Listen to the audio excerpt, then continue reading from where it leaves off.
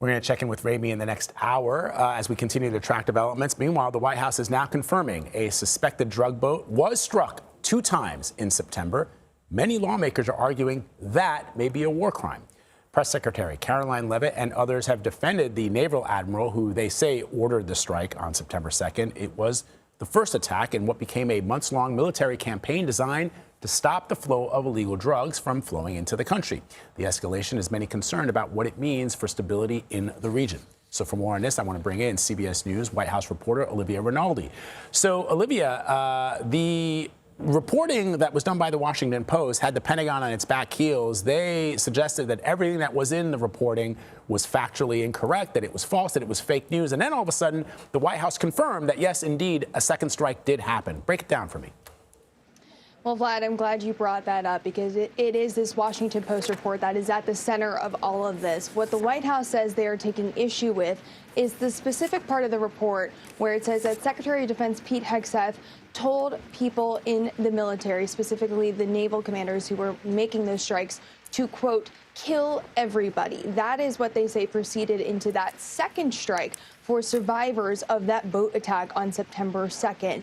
And that is where the questions of legality for these strikes are really resting in the last couple of days as the story has progressed. They're saying it was that order to kill everybody. Of course, yesterday, the White House confirmed there was a second strike, and Pete Hegseth had actually given Admiral Bradley the ability to make these strikes, these combat decisions, as they called it, in a post on X.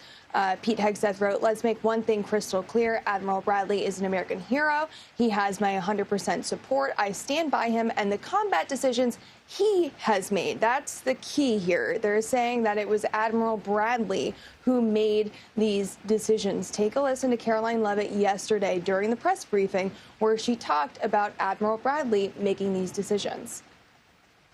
So was the initial order from Secretary Hegseth, everyone be killed, and did that come from President Trump? I saw that quoted in a Washington Post story. I would reject that the Secretary of War ever said that. However, the president has made it quite clear that if narco-terrorists, again, are trafficking illegal drugs towards the United States, he has the authority to kill them. And that's what this administration is doing.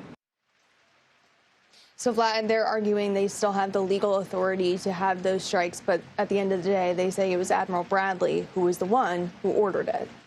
Caroline Leavitt says she rejects the reporting. She didn't deny that Secretary Hegseth said, quote, kill everybody, which would have been the direct order to Admiral Bradley. So we'll see how that plays out over the next couple of hours, because as you know, Olivia, both Republican and Democrats are having serious questions about the secretary's leadership. Let's talk about this cabinet meeting that the president is convening today. What's going on there? Well, it's going to be his 9th cabinet meeting so far of this administration. We are just about almost 1 year in, 11 months into this administration. They'll be convening with, his top brass. We'll probably hear from Secretary of Defense Pete Hegseth, Secretary of State Marco Rubio, as there are many questions about Venezuela and what their goals are there. So these cabinet meetings tend to go on for a long time, Vlad. We will be here at the White House watching to see what happens, and when they go around the horn and every cabinet secretary has something to say, we'll be listening. We know you will. Olivia Rinaldi reporting from the White House for us this morning. Olivia, thank you very much. All right, CBS News national correspondent Lilia Luciano is joining us now from Colombia. So, Lilia, let's talk about the reaction to all of this information where you are, specifically about that first strike on that suspected drug boat, where it has now been confirmed by the White House that there was what is known as a double tap. In other words, once the boat was initially blown up, the naval commander gave a second order when, upon seeing that some people on that boat had survived the first strike, to take them out with the second strike. What are people telling you?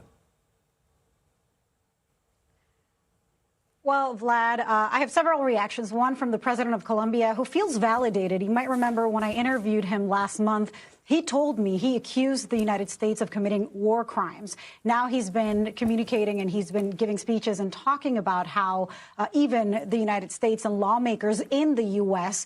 are kind of following that lead and inspecting this further to see whether or not this constitutes a war crime. This is something he's been saying all along. He also said that he will be assigning his attorney, or asked his personal attorney, to represent the family of Alejandro Carranza.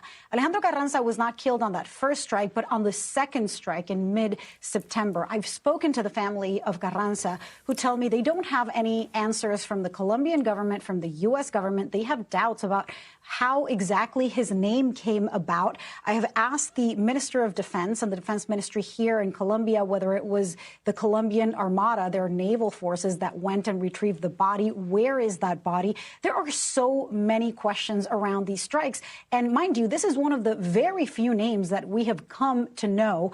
And we know it because it is a Colombian national, and the president of Colombia was the one to first make that name public. We're still not getting answers about how they know that name.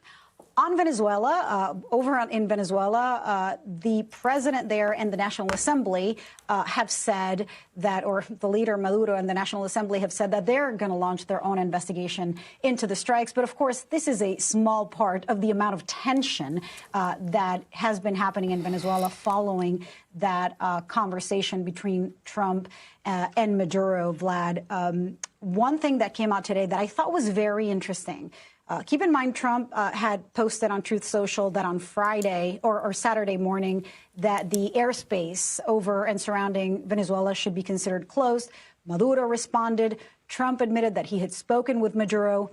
We have not confirmed this reporting yet, but Reuters has been publishing some bits of what that call might have been all about. They said it happened over 15 minutes, that Maduro had asked for full legal amnesty, the lifting of sanctions, especially on some of his close government allies, that he would be willing to leave, but that would have required, on his end, the transfer of leadership to his vice president. That Trump denied all this. But today, Maduro is saying that the U.S. requested that Venezuela receive those repatriation flights from Venezuelan migrants that the U.S. is deporting back to Venezuela.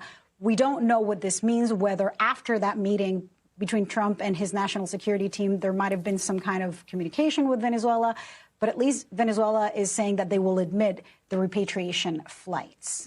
All right, Lilia Luciano with some really important and crucial level reporting there for us that you're not going to find anywhere else.